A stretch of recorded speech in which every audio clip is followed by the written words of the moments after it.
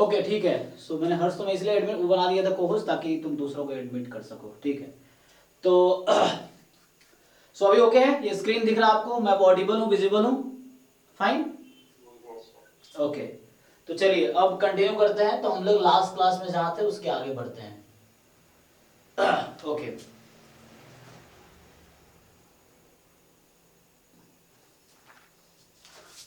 सो कहाँ पे थे हम लोग लास्ट क्लास में? आई थिंक थ्योरम्स कर रहे थे, हमने कहा था एक बार देख लेना। तो देखो अब थ्योरम्स क्या कॉन्सेप्ट है, अब उस पे बेस्ड प्रॉब्लम्स आपको ट्राई करने होंगे डिफरेंट प्लेसेस से। तो कहाँ से ट्राई करोगे? कुछ बुक में मिल जाएंगे, कुछ प्रीवियस ईयर पेपर मिलेंगे, कुछ आप खुद भी सोच सकते हो कि इस कॉन्सेप्ट पे कैसे क्वेश्चंस बनेंगे, है ना।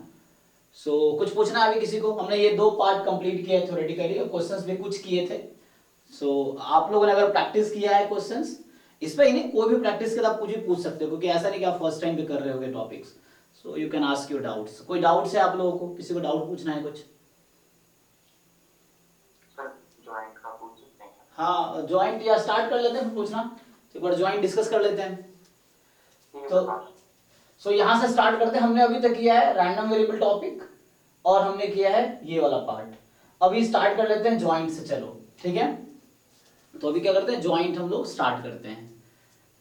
तो क्या क्या पढ़ना है ज्वाइंट डिस्ट्रीब्यूशन में?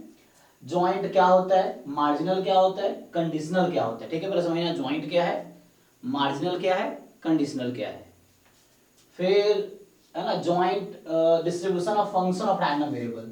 अब क्या होगा, फंक्शन ऑफ रैंडम वेरिएबल फिर से ट्रांसफॉर्मेशन करना होगा कि लाइक x प्लस वाई है, एक x अपॉन वाई है, तो x अपॉन वाई का डिस्ट्रीब्यूशन क्या होगा, x प्लस वाई का डिस्ट्रीब्यूशन क्या होगा। इस तरह से हमें फाइंड करना है। मतलब जो यही है कि फंक्शन होगा, जैसे x square plus y square है, उसका डिस्ट्रीब्यूशन क्या होगा, इस तरह से डिफरेंट हो सकता है, तो वो करना है। फिर प्रोडक्ट मोमेंट्स, प्रोडक्ट मोमेंट का मतलब ये हो गया कि expectation of x into Y या expectation of x square Y ना, दो रैंडम वेरिएबल प्रोडक्ट में है, उसका मोमेंट फाइंड करना है। फिर कोरिलेशन उसके बीच का, कि x y के बीच का कोरिलेशन क्या है।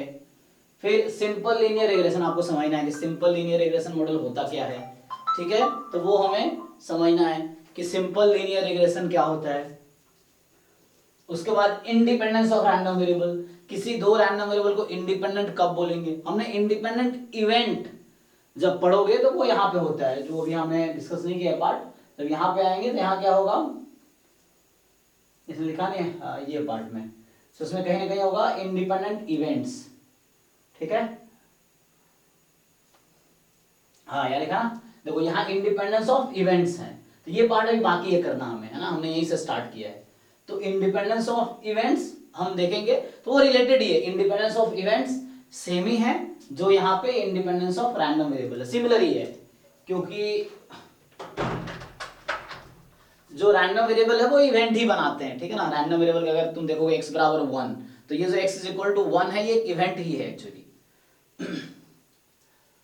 ओके उसके बाद है सेंट्रल लिमिट, अच्छा आगे है लिमिट थ्योरम। तो इसमें weak law of large number क्या होता है, सेंट्रल लिमिट थ्योरम क्या होता है, वो भी IID with finite variance case only. So IID जब रैंडम वेरिएबल है और वेरिएंस उसका फाइनाइट है, उस केस में सेंट्रल लिमिट थ्योरम क्या है। तो एक बार पहले इस थ्योरीज को देख लेते हैं, फिर इस पे बेस्ड क्वेश्चंस कर लेंगे, ठीक। फिर एस्टिमेशन हो जाएगा। तो probability part mainly, random variable part इतना है, और ये एलिमेंट्री प्रोबेबिलिटी पार्ट हो गया ना, प्रोबेबिलिटी से पहले जो है, मतलब ये रैंडम वेरिएबल से पहले वाला पार्ट हो गया। बाद में एस्टिमेशन है ना, एस्टिमेशन, टेस्टिंग, और ये खत्म हो जाएगा। ओके सो अभी पहले आज यहाँ से स्टार्ट करते हैं, ज्वाइंट क्या होता है, ठीक है। ओके सो हमें देखना है ज्वाइंट डिस्ट्रीब्यूशन, ठीक है। ठीक है, इन्होंने हेडिंग क्या दिया है, इसका हेडिंग है ज्वाइंट डिस्ट्रीब्यूशंस, ओके। सो ज्वाइंट डिस्ट्रीब्यूशंस, चलो लाइट का,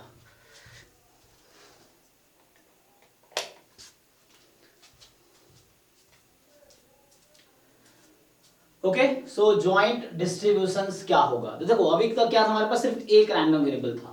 तो सिंपल, जब मेरे पास एक सिंगल रैंडम वेरिएबल था, so when we have single random variable, ठीक है, मान लो x या सिंगल y, सिंगल z, तो आप लोग क्या करते थे, आपका पीडीएफ इस तरीके से लिखते थे ना, पीडीएफ हो गया like fx of x, support है, जस्ट आप x की बात कर रहे हैं, x कहां से कहां तक होगा, है ना, x किस सेट में, मान लो sx लिख दिया तो s मींस सपोर्ट, ये pdf ये हो गया इस तरह से।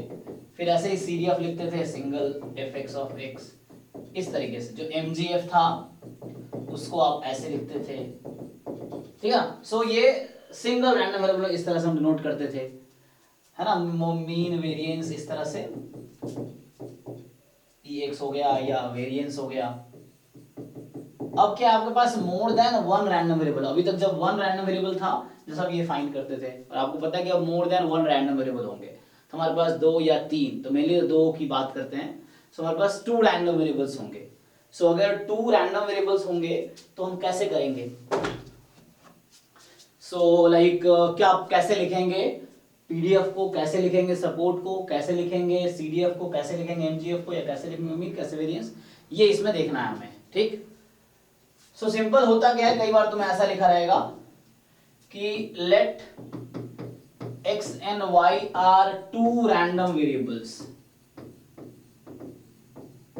या इसी को कुछ लोग ऐसा लिखेंगे कि xy is a random vector, same बात है, रैंडम वेक्टर। जब दो रैंडम वेरिएबल एक साथ ऑर्डर पेयर में लिखा तो रैंडम वेक्टर हो गया, है ना। जैसे तुम लीनियर अलजेब्रा में ये टर्म सुने होंगे वेक्टर वाला, कि वहां भी ऑर्डर पेयर को वेक्टर या तीन एलिमेंट है, तो इस तरह कॉमा में ना आई कैप जे कैप के कैप 11 12 में था वेक्टर में। यहाँ पे क्या है तुम देखते होगे ना, इस तरीके से हम ऑर्डर पेयर में लिखते हैं 1, 2, 3, वो भी एक वेक्टर होता है, तो उस तरह की चीजें यहाँ पे है। सो हमारे पास क्या होगा, अब इसका हमें ज्वाइंट डिस्ट्रीब्यूशन निकालना पड़ेगा, कि एक फंक्शन मेरे पास होगा और उस फंक्शन से मतलब इन दोनों का ज्वाइंट डिस्ट्रीब्यूशन होगा, दोनों का कंबाइंड पीडीएफ होगा वो। तो पीडीएफ का डेफिनेशन तो कॉमन ही है ना। सो पीडीएफ जो आप लिखोगे तो कॉमन ही रहेगा।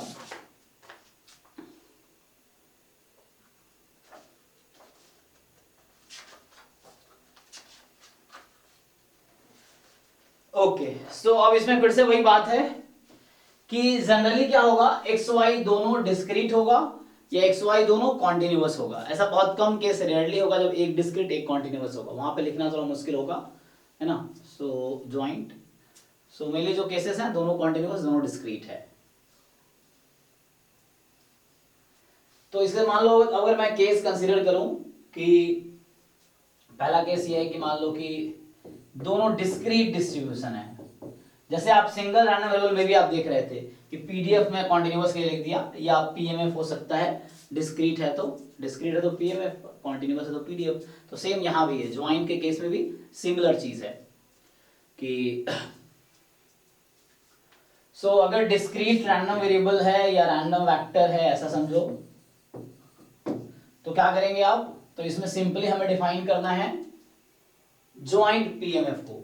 सो मैं एक डेफिनेशन लिखता हूं किसका, ज्वाइंट पीएमएफ का, ठीक।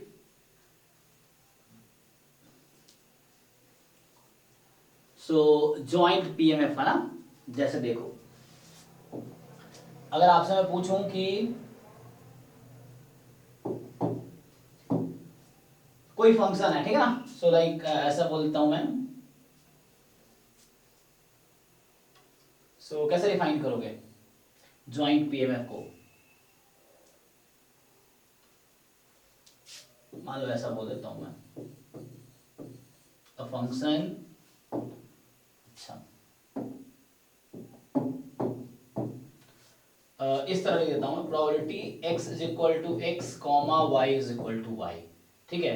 सो जब ज्वाइंट पीएमएफ आपको भी पता है कैसे लिखते हैं ना, कि x is equal to x and y is equal to y, capital Y is equal to small y, यहां दोनों डिस्क्रीट है। सो उस केस में क्या होगा, capital Y is equal to y, this is joint PMF if and only if. बताओ क्या condition है, ये ज्वाइंट पीएमएफ कब होगा, अगर मुझे कोई फंक्शन दिया है बोल रहा है वो ज्वाइंट पीएमएफ है, तो उसकी क्या डेफिनेशन होगी, या कहीं है ना कुछ सी निकाल लो, इस तरह से होते हैं। तो पहले ज्वाइंट पीएमएफ की डेफिनेशन क्या है, बताओ आप लोग।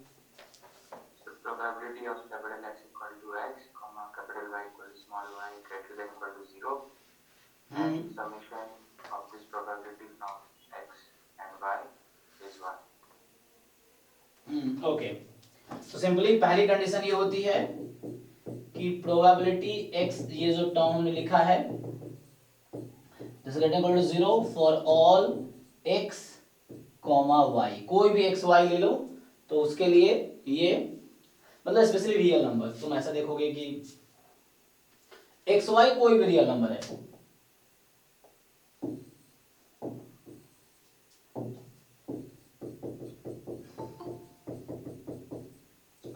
For any X belongs to R और for any Y belongs to are.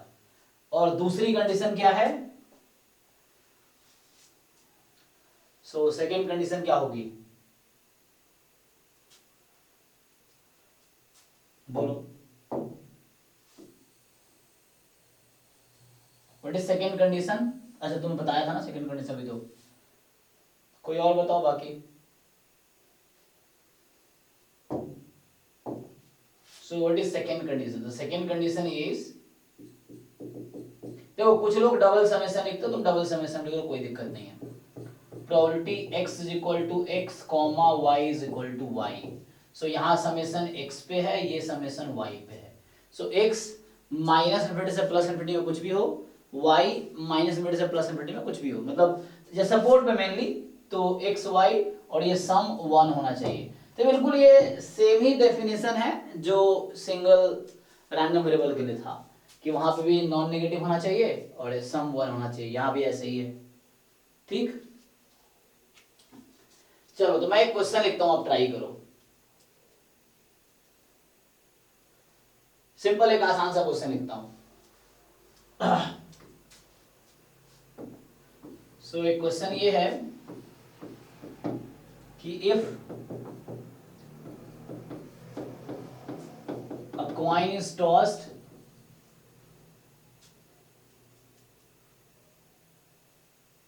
ठीक है,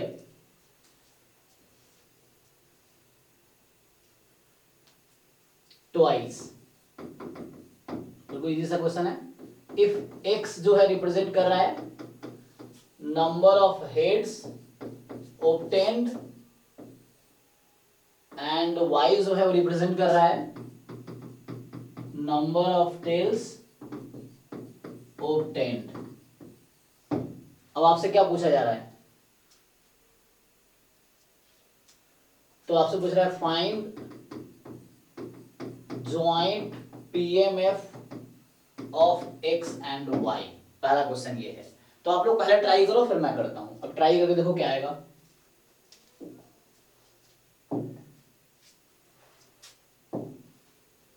इसको लिखते हैं, इस बार व्हाइट दिखेगा नहीं।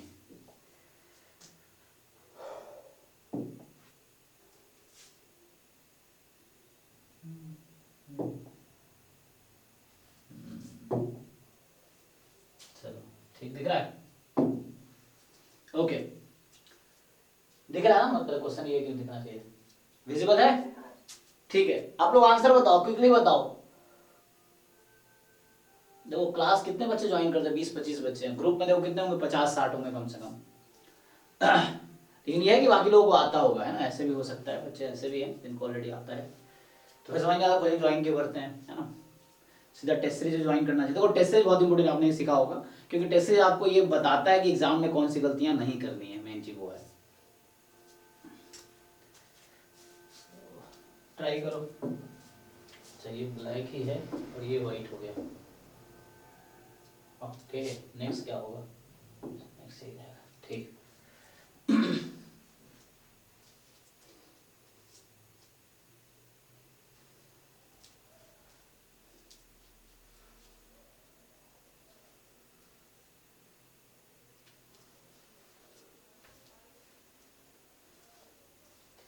क्विकली बताओ भाई, कितना टाइम लगेगा, ना मुश्किल तो नहीं लग रहा।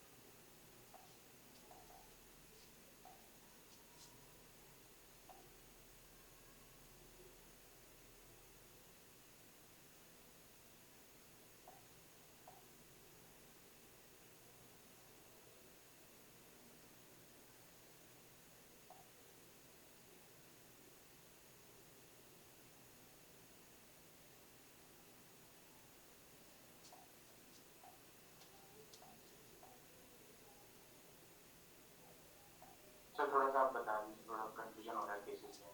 बाकी लोग सिर्फ एक कोई कंफ्यूजन हो रहा है? 0 1/2 1/4। ओके, आपने फाइन कर लिया, फाइन। सो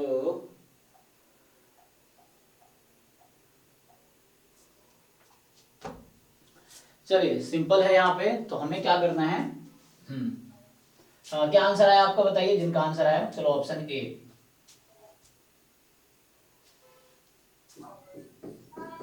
0 के लिए 0 हो जाएगा, 0 1 के लिए 1/2 हो जाएगा और 0 2 के लिए 1/4 हो जाएगा। ओके ओके, सो 0 0, फिर यहाँ तुम कह रहे हो 1/4। 1/2 1/4। 1/2 1/4, 1/2 किसके लिए? 0 1 और 1 0। x0 y1 या 1/2 x1 y0, ये कह रहे हो आप? 1/4 x1 y1। 1/4 x1 y1।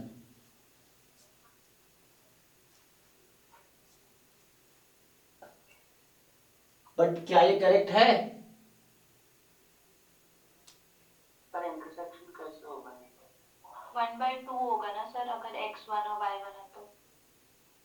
वही डिसाइड करना है। इनका ही एक ऑप्शन है, दूसरा ऑप्शन बताओ।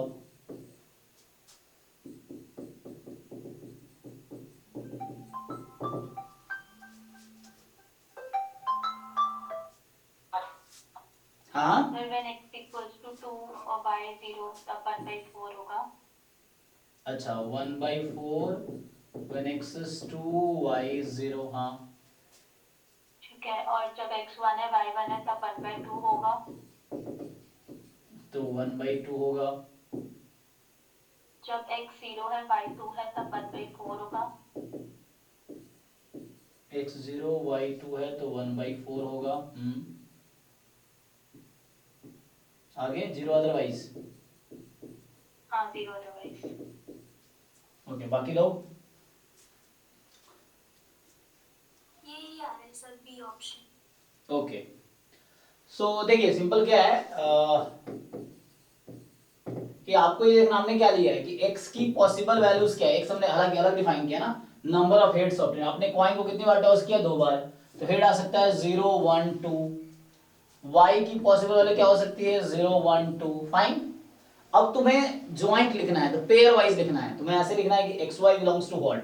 तो अगर मैं ऐसा लिखना चाहूं xy बिलोंग्स टू, तो इस सेट में कितने मेंबर्स होंगे ये बताओ? इस सेट में कितने मेंबर होंगे? xy कितने पेयर बना सकते हैं? मिलाकर हाँ यस यस, 8 बना सकते हैं। 8 या 9? कितने पेयर्स, ऑर्डर पेयर कितने हो सकते हैं? 9। जैसे मान लो आप लिखोगे तो x can be 0, y can be 0, 0 1 0 2, फिर 1 0 1 1 1 2, है ना, इस तरीके से। फिर आगे होगा 2 0 2 1 2 2, इस तरीके से ना। सो ये पॉसिबिलिटी है। सो इन देखो, अब ये एक्चुअली ये जो मैं ऑर्डर पेयर्स लिख रहा हूं, ये सपोर्ट हुआ किसका? इस जॉइंट डिस्ट्रीब्यूशन के लिए। जैसे पहले सपोर्ट किया था x की वो मतलब सपोर्ट इन द सेंस, अभी मैं रेंज टाइप का लिख रहा हूं। सपोर्ट हालांकि वो होता है जहां पे नॉन जीरो होता है, तो मैं अभी पॉसिबल वैल्यूज लिख रहा हूं क्या क्या हो सकता है। So xy pair can take these values, है ना, इस तरह से। अब मैं इस पे हर पॉइंट पे मास निकालूंगा, क्योंकि डिस्क्रीट है ना, तो मुझे हर पॉइंट पे मास डिसाइड करना है। सो देखो सिंपल 0 0 का क्या मतलब, अगर मैं लिख रहा हूं, मैं अलग अलग लिख के दिखाता हूं। तो x0 y0 पहले पॉइंट पे बात कर रहा हूं मैं। जब आप जॉइंट, सब जॉइंट कैसे लिखते हैं, डिस्क्रीट का है ये, फिर कॉन्टिन्यूअस पे आऊंगा मैं। तो ये डिस्क्रीट का जॉइंट है। सो यहां पे जब x0 है y0 है, तो मतलब आपने कॉइन को 2 बार टॉस किया। 0 x वाला 0 का मतलब नो हेड, y वाला 0 का नो टेल। तो इसकी प्रोबेबिलिटी क्या होगी? हेड भी नहीं आया, टेल भी नहीं आया एक बार भी। ऐसा हो सकता है क्या? ऐसा हो सकता है कि आपने कॉइन को 2 बार टॉस किया और 0 time head and 0 time tail, ये कॉमा जो बीच में लगा रहता है ना, कॉमा का मतलब इंटरसेक्शन समझ सकते हो, ए एंड डी एंड समझ सकते हो, सेम मीनिंग है। जो बीच में कॉमा लिखा गया है, मैं आपको थोड़ा समझा दूं, इधर स्पेस है। सो मैं ये कहना चाह रहा हूं, अगर ऐसा लिखा हुआ है कि x is equal to x, y is equal to y, तो इसका मतलब, अच्छा यहाँ पे स्पेस नहीं, मैं आगे वाले पेज में समझाता हूँ।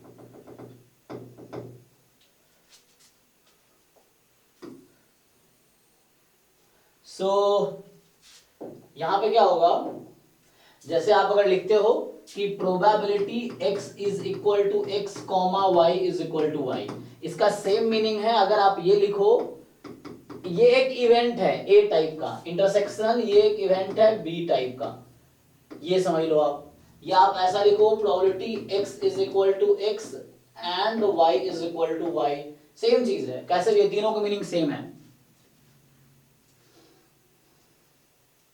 ठीक है। तो ये तीनों का मीनिंग क्या है, सेम है। सो यहां पे जो एक्चुअली मैं लिख रहा हूं कि x0 y0, ठीक है, x0 है y0 है, सो x is 0 and y is 0, तो ऐसा हो ही नहीं सकता, 0 होगा। प्रोबेबिलिटी ऐसे ही, अब देखो कहां कहां 0 होगा, डायरेक्टली डिसाइड कर लो। तो डायरेक्टली मैं ऐसे लिख सकता हूं, डायरेक्टली इसको कि देखो, तो कई सारे तरीके हैं लिखने के, ये भी तरीका हर पॉइंट पे लिख लिया, डायरेक्टली मैं लिख देता हूं x is equal to x comma y is equal to y। So देखो 0 अदरवाइज में चला जाएगा ना, तो किस किस पॉइंट पे नॉन जीरो समझो, 0 1, तो ऐसा हो सकता है क्या कि 0 टाइम हेड 1 टाइम टेल, आपने 2 बार टॉस किए ना, तो ऐसा होगा 0 टाइम हेड 1 टाइम टेल, क्या प्रोबेबिलिटी आएगी इस पॉइंट पे, 0 ही आएगी ना, मतलब बाकी सबको समझ आ रहा है ना कहना क्या चाह रहा हूं। सो लाइक जैसे अब 0 2 है, तो ये हो सकता है कि लाइक मान लो ऐसा है कि xy बिलोंग्स टू 0 2, ऐसा लिख दिया मैंने, या xy इज 0 2, ऐसा लिख लो कि xy इज इक्वल टू 0 2, जब 0 2 है, जब x की वैल्यू 0 y की वैल्यू 2 है, तो उस केस में ये अलग अलग लिख सकते हो, ठीक है ना, मर्जी आपकी, x 0 अलग अलग ना, अलग अलग लिख लो। सो जब 0 2 है उस केस में क्या है, तो इसका मतलब ये हो गया कि 0 हेड 2 टेल, तो आप जानते हो ना सैंपल स्पेस, अगर मैं इसका सैंपल स्पेस लिखता ओमेगा, तो ओमेगा या एस जो भी आपको समझ आता है, सैंपल स्पेस ओमेगा लिखा हूं, तो 2 बार टॉस किया, तो ऐसा हो सकता है H H H T T H T T, इस तरीके से, यही ना, H H T T H T T, ये हो गया। So H H T T H T T. So अब देखो ये पूछना चाह रहा है तुमसे कि 0 हेड 2 टेल, ऐसा कितने केसेस हैं इसमें, 0 हेड 2 टेल, एक ही है ना। सो 1 आउट ऑफ 4, भाई जिसको समझना है बताना, अगर तुम शांत हो तो मैं ये मान रहा हूं तुम्हें समझ आ रहा है ना, तुम्हें कुछ नहीं समझ आ रहा है तो तुम पूछ सकते हो काउंटर क्वेश्चन कि कैसे हुआ या जो भी है, तुम्हें अब जब मैं पूछ रहा हूं तो आंसर भी दे सकते हो। सो एक्स वाई 0 2 हो गया, यहाँ 1 0, इस पे क्या होगा, एक बार हेड 0 बार टेल, ऐसा हो ही नहीं सकता, 2 बार टॉस किया है, तो sum of head plus sum of tail 2 हमेशा होगा ना, ऐसा नहीं आएगा कि एक बार हेड आया 0 टाइम टेल आया, हमने 2 बार टॉस किया, ऐसा कैसे हो सकता है, तो इस पे 0 होगा, इस पे 1 1 पे, तो अब x1 y1, मतलब टॉस किया आपने, एक बार हेड एक बार टेल आया, इसका मतलब ये ना कि एक हेड एक टेल, तो एक हेड एक टेल, ये 2 केसेस हैं, तो ये हो गया 2y4। अब जब xy, अगला ये 1 2, एक बार हेड 2 बार टेल, ऐसा कैसे हो सकता है, एक बार आपने कॉइन को 2 बार ही टॉस किया है और एक बार हेड आया 2 टाइम टेल है, मतलब 3 कैसे आउटकम हो जाएंगे, मतलब 2 बार टॉस किया ना, तो 0 होगा इस पे 2 0। अब 2 0 का मतलब ये 2 times head 0 time tail, 2 times head, तो एक आउटकम है 4 में से। एंड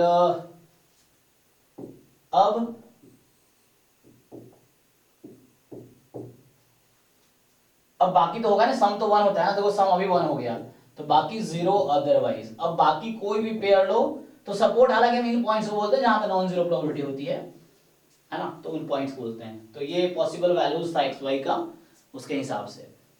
तो ज्वाइंट में तुम्हारे पास ये प्रोबेबिलिटी है। अभी देखो अभी डाउट है किसी को, तो यही ना, ये तो जो मैंने लिखा था, मतलब मैंने जो लिखा वो बात वही है, कैसे भी लिख लो आप।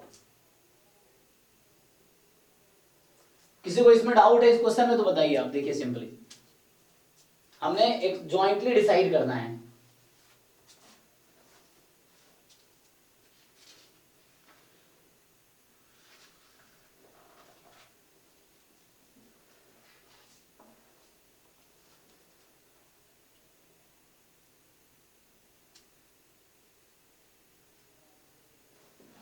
ठीक है, ये इसको तुम ऐसे लिख सकते हो, कुछ बुक में तुम्हें इसी को ऐसे लिखा मिलेगा। देखो एक्स वाई, तो एक्स इधर है 0 1 2 था, y 0 1 2 था, तो ऐसा भी लिखा मिलेगा आपको। ठीक, अब देखो इसमें क्या था, तुम इसको फिल करो। सो 0 0 0 0 1 0 0 2 ये था 1/4, फिर 1 0 0 हो गया, 1 1 तो ये था 1/2, ठीक, और ये हो गया कितना 1 2 0, फिर यहाँ पे 2 0 ये 1/4 था, 0 0, चेक करो ये आया था ना। तो इस तरह से भी लिख सकते हो तुम। तो वन वेरिएबल तो कैसे लिखते थे, वैसे लिखते थे ना, x px ऐसा, लेकिन अब क्या है, अब ये ऐसे होगा। सो ये x y की पॉसिबल है इधर x की, ठीक है ना, x इधर है और y इधर है, और उसके बाद इस तरह से प्रोबेबिलिटी है, ये ज्वाइंट पीएमएफ हो गया।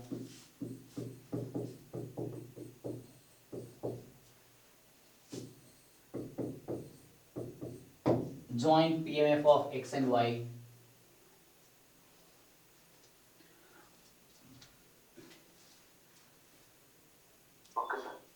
ठीक है, क्लियर है। तो एटलीस्ट जो आंसर दिया वो तुम लोगों से बेटर जो आंसर नहीं दिया ना, ये चीजें हैं। सो ये वन वेरिएबल में होता था, जैसे इसको बोलते थे पीएमएफ ऑफ एक्स, ये वन वेरिएबल का हुआ। बट टू वेरिएबल में ऐसे लिखेंगे, या जो पीछे हमने लिखा उस तरह से लिखेंगे, बात बराबर है। आप इस तरीके से लिख सकते हो, इस तरीके से, इस तरीके से, सेम बात है, कोई बात नहीं, मैं ट्राई किया, फाइन।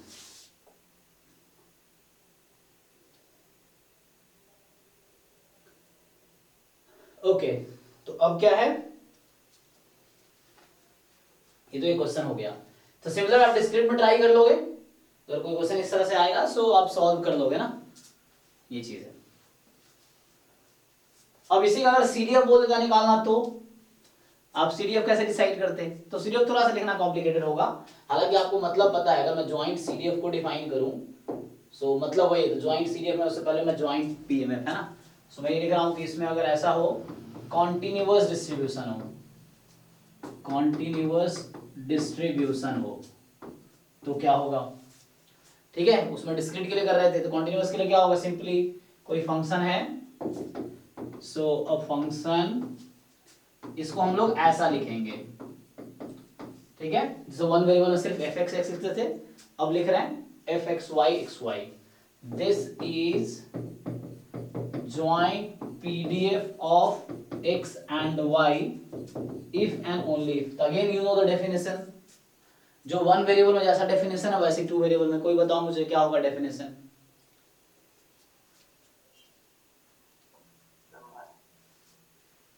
हाँ, माइनस इंफिनिटी से इंफिनिटी x की लिमिट और y सेम y की लिमिट इंटीग्रेशन 1। ओके, पहला तो ये कंडीशन रिक्वायर्ड है कि this should be more than equal to 0 for all x belongs to r for all y belongs to r। या हो सकता है बुक में तुम्हें ऐसा दिखा मिले, सेम बात है, ठीक है, लिखा मिलेगा X Y belongs to R square, वो सेम ही बात है। और दूसरी कंडीशन है डबल इंटीग्रेशन, अब दो वेरिएबल हो गया ना, इसीलिए डबल इंटीग्रेशन dx dy, ये आपकी मर्जी है, dy dx लिखो, कोई दिक्कत नहीं है। जो भी पॉसिबल वैल्यूज है एक्स वाई की उस पे 1 होना चाहिए। तो डेफिनेशन अभी भी सिमिलर ही है जैसे उसके लिए था, वहां डबल समेशन था एक्स वाई पे, अब डबल इंटीग्रेशन है, क्योंकि ये कॉन्टिन्यूअस होगा, यहाँ सपोर्ट कॉन्टिन्यूअस होगा इसीलिए।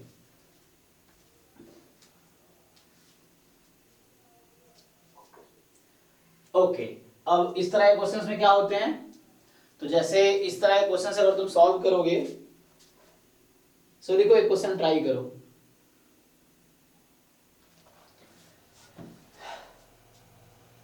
सो एक क्वेश्चन लिखता हूं, ये अभी के लिए क्वेश्चन 2 होगा। सो इफ मान लो ऐसा है x एंड y भी टू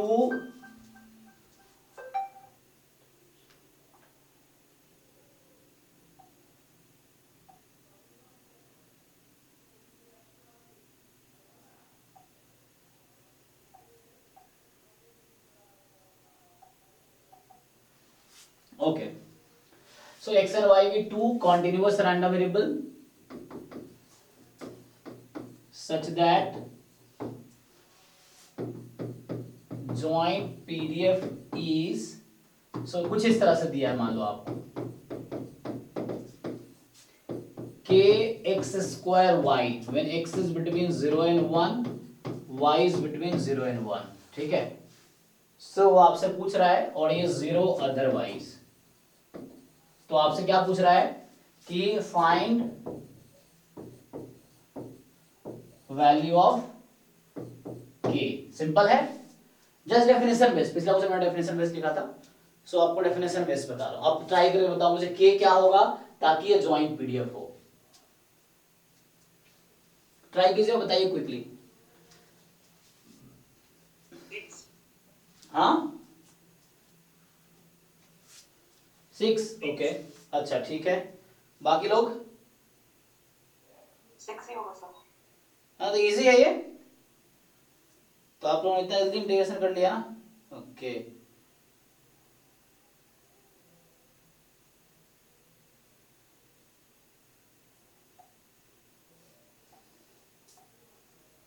अरे ओ फोन से कनेक्ट हो गया मेरे ये, अरे यार मैं फोन में यूट्यूब खोल रहा हूँ, यहाँ यूट्यूब खुल रहा है, मतलब नोटिफिकेशन आया था, बड़ा अलग सीन है यार। ओके सो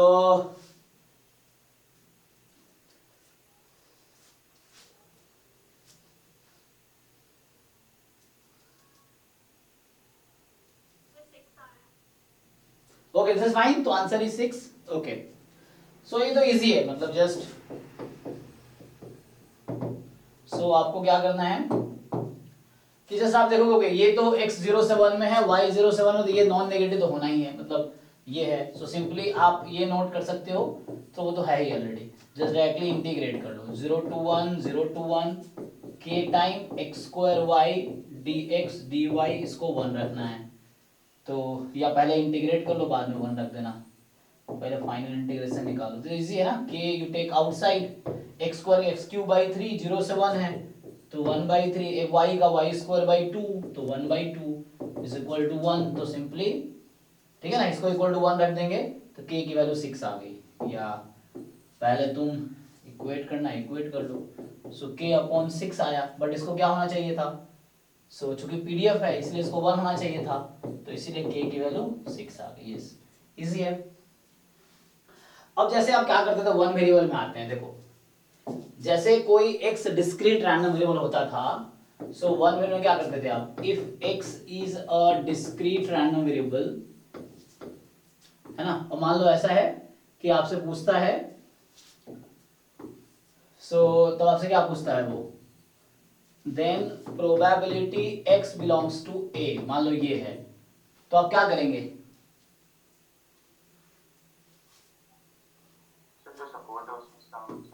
हाँ सिंपली प्रोबेबिलिटी, ये वन वेरिएबल के केस में बोल रहा हूं, तो ठीक है, x is equal to x पे जो भी वैल्यू, मान लो x बिलोंग्स टू a, जो भी पॉइंट्स है वो ले लो। सिमिलरली अगर x कॉन्टिन्यूअस रैंडम वेरिएबल है, ठीक, एंड देन इसमें क्या होगा, सिंपली आपसे पूछता है कि probability x belongs to a, तो आप जानते हो कि you will just integrate over x belongs to a में जो भी पॉइंट है उस पर इंटीग्रेट कर दोगे, ठीक। अब क्या है कि अब अगर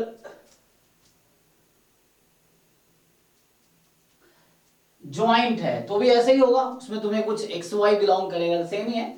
जैसे अगर टू वेरिएबल की बात कर रहे हो आप, मान लो, तो टू वेरिएबल में क्या होगा कि सो सेम चीज, मतलब सिमिलर यहां पे भी काम होगा। So like if X and Y are, मान लो ज्वाइंट, या ऐसा बोलो, या मैं इस तरह लिख देता हूं, be discrete random vector, then so X Y क्या है, डिस्क्रीट रैंडम वेक्टर है, तो क्या होगा, आपसे अगर कोई पूछ देता है, सिंपल है ना, मतलब जैसे आप कोई कॉमन सेट देगा, जैसे मान लो एक्स वाई इस तरीके से होगा कि बिलोंग्स टू सम सेट, कुछ ऐसा हो जाएगा, तो उसमें फिर आपको देखना है कि क्या गिवन है ना, वो सेट क्या है, तो उसके हिसाब से आपको इंटीग्रेट करना पड़ेगा। जैसे मान लो ये डबल समेशन है, तो अब देखना पड़ेगा इसमें कॉमन कि एक्स वाई उस सेट ए में है। अब यहाँ ए कोई इंटरवल टाइप का नहीं होगा, ये कुछ ऐसा होगा, तो यहाँ कुछ उस तरह से होता है, तो आपको ज्वाइन पे इंटीग्रेट करना है, मतलब ये आर स्क्वायर का सबसेट होगा, उस तरीके से लिख रहा हूं मैं। सो आपको ज्वाइंट को उस तरीके से सम करना है। सो ये सिमिलर है, मतलब रिलेट आप कर पाओगे सिंपली, है ना। अगर कॉन्टिन्यूअस है, if X Y be continuous random vector, ठीक है, देन सिंपली इस तरह से अगर कुछ होता है कि ज्वाइंट की बात करता है, कई बार ऐसा होता है ना कि x is more than equal to y plus 1, तो उस तरीके से कुछ वैसा होगा। सो इस केस में कुछ नहीं करना, आपको डबल समेशन करना है, मतलब डबल इंटीग्रेशन अगर कॉन्टिन्यूअस है तो, एंड सिंपली जब एक्स वाई ए में बिलोंग कर रहा है, ठीक है। सो ये क्लियर है, ये सिंपल जैसे वन वेरिएबल का था उसी तरीके से हमने टू वेरिएबल में इसको कन्वर्ट किया है। Fine, okay. सो अब क्या है,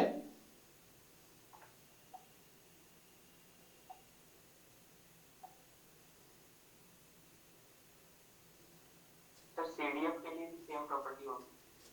हाँ, इस सीडीएफ में क्या है, सीडीएफ तो लेस देन इक्वल टू होता है ना, तो वैसा ही फिर करना पड़ेगा। सीडीएफ में भी सीडीएफ आएगा, देखते हैं।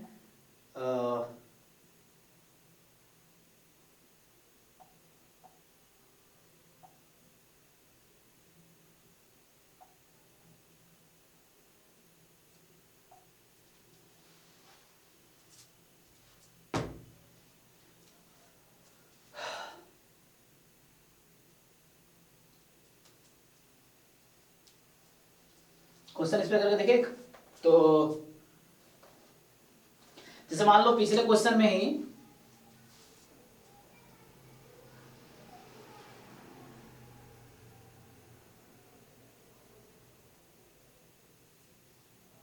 जैसे ये जो क्वेश्चन था, पहले यहां पे आ जाओ।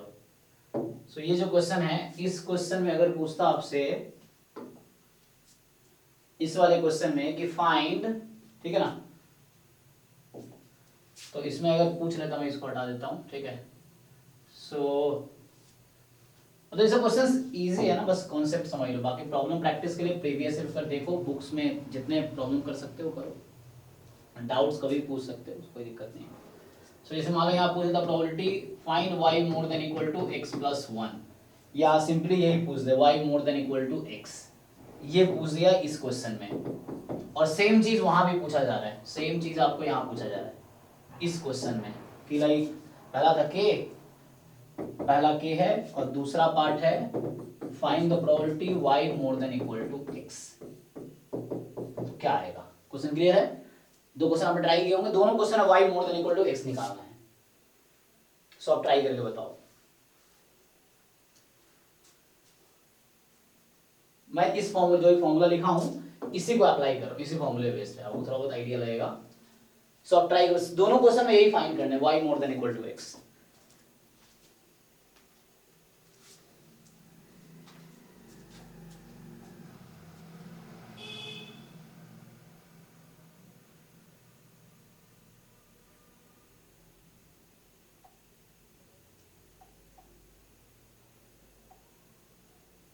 सर 1/2।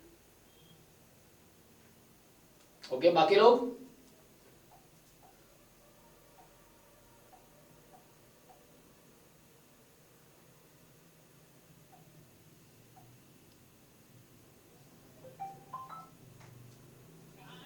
हम तो क्लास ले रहे हैं, क्लास ले रहे हैं स्टूडियो में।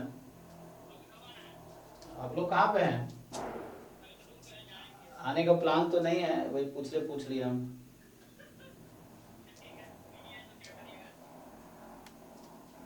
हाँ वो है, लेकिन सोच रहे एक बार चले या बुलाएं तो थोड़ा अच्छा नहीं लगेगा उनको शायद ऐसे ही।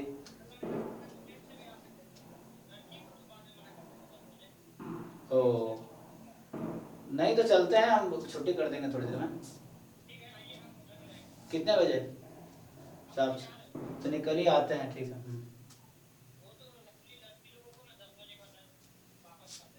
ठीक है।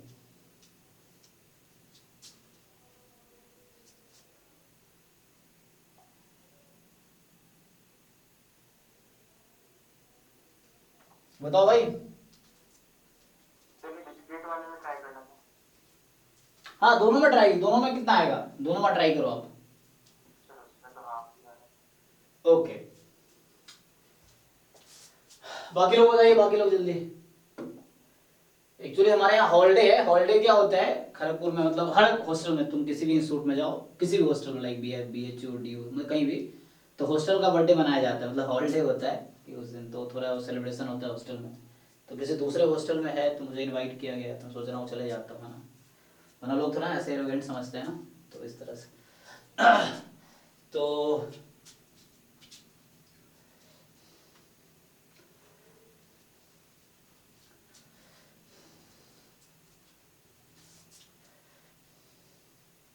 ये भी अलग ही नाम है। हाँ पर ये भी अलग ही नाम है। इसलिए ये क्वेश्चन करके अभी तत्काल जो भी आधा घंटा 1 घंटा क्लास हुआ यहीं स्टॉप करेंगे।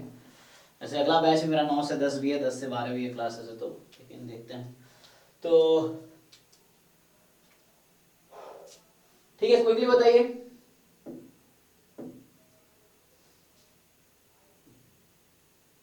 आ गया क्वेश्चन। अरे एक ही पर्सन ने आंसर बताया, बाकी लोग तो बताओ भाई, ताकि पता चले मेजोरिटी क्या सोच रही है।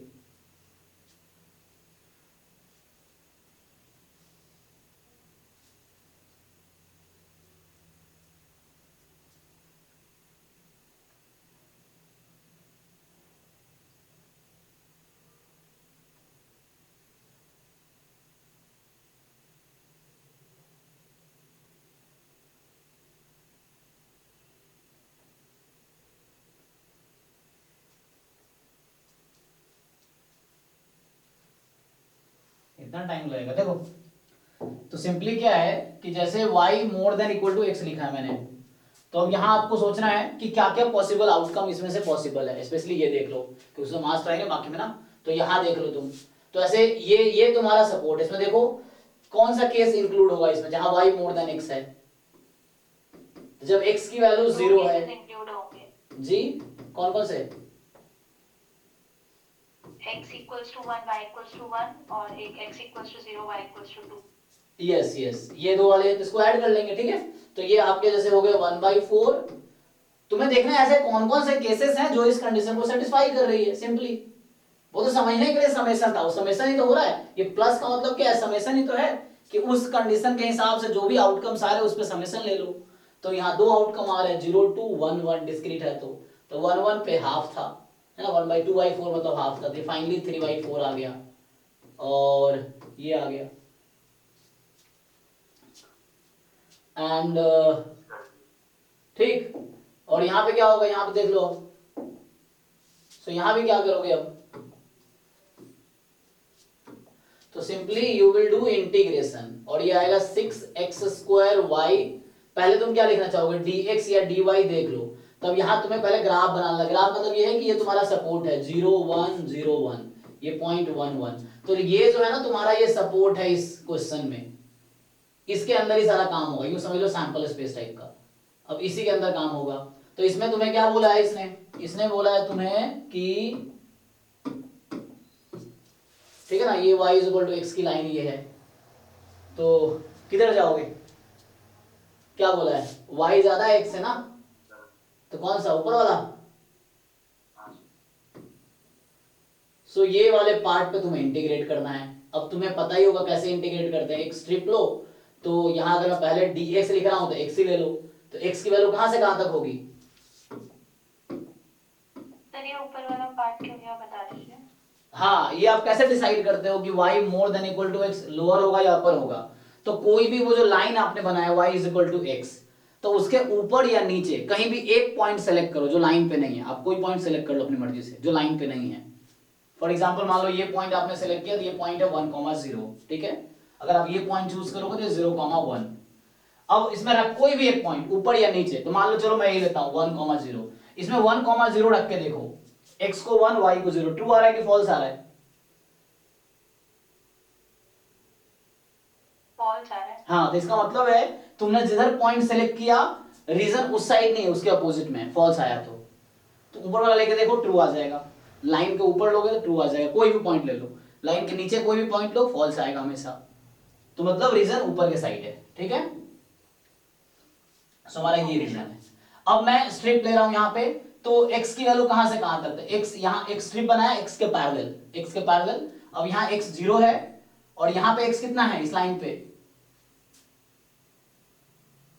बताओ भाई, x लाइन पे x इक्वल टू क्या है? y। और अब y, अब ये स्ट्रिप कहां से कहां तक जा सकती है? तो स्ट्रिप 0 से लेके 1 तक जा सकती है। तो इसको इंटीग्रेट कर लो, क्या आता है बताओ कितना आएगा?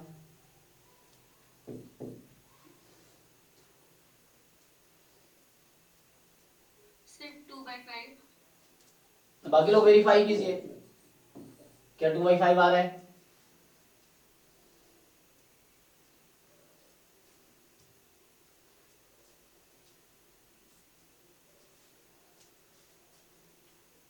चेक कर लो जल्दी। सो x का इंटीग्रेट करो, y एज इज रखो, 6y बाहर कर लो, तो x³/3, तो y³/3 हो जाएगा वो। तो y³/3 तो 6y4/3, तो 2 हो गया 5, आई थिंक ठीक है ना। सो इस तरह से यहाँ आंसर 2/5 आया। इस तरह के क्वेश्चन एग्जाम में तुम्हें मिलेंगे जो पहले आता थोड़े मुश्किल से आने लगे, लेकिन एटलीस्ट ये सब तो आना ही चाहिए ना। तो हम तो बेसिक से कर रहे हैं, अब तुम्हें अपना लेवल इंप्रूव करना है। स्टार्ट तो हम 0 से ही करते हैं, 0 से लेके फिर ऊपर जितना ऊपर जा सकते हो वो टाइम बाई टाइम आएगा प्रैक्टिस करके। तो अभी तो बस हमने आज, अभी मैं अभी थोड़ा जाऊंगा, तो अभी इतना ही क्लास रखता हूँ आज। और आज हमने क्या किया, ज्वाइंट को इंट्रोड्यूस किया, just joint PMF, joint PDF define किया है, उस पर 2 क्वेश्चन किए हैं। बाकी आप भी बुक में पढ़ो, देखो खुद से जितना सेल्फ स्टडी करो उतना अच्छा है। डाउट के लिए हमेशा वेलकम है। देखो कोचिंग का फायदा ये भी है कि आपको जहां प्रॉब्लम है उसमें हिंट हेल्प ले लो। सब कुछ बुक में लिखा है, सब कुछ हर जगह है, आपको टाइम देने की जरूरत है, सीखना है तो वो चीजें हैं। बाकी आप ट्राई करो, प्रीवियस रिवर करते रहो एंड ठीक है। तो अभी तो मैं इतना ही रखता हूँ, नेक्स्ट क्लास में आगे कंटिन्यू करूंगा, ठीक है जी। हाँ बोलो भाई। हाँ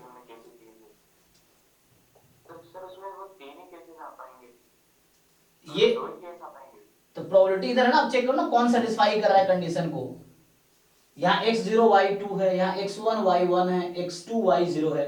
अब इस कंडीशन को देखो कौन कौन सेटिस्फाई कर रहा है। हाँ सर, ये देखकर तो हो गया। अगर हम वो सीधा सेट देखकर करें तो उस हिसाब से 1,0 भी आएगा।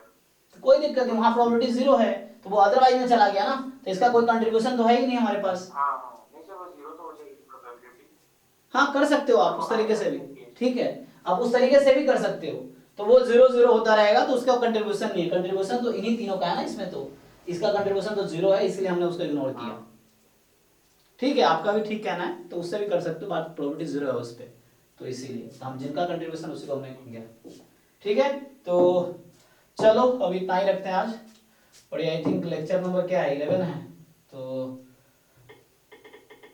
ये 11 होगा।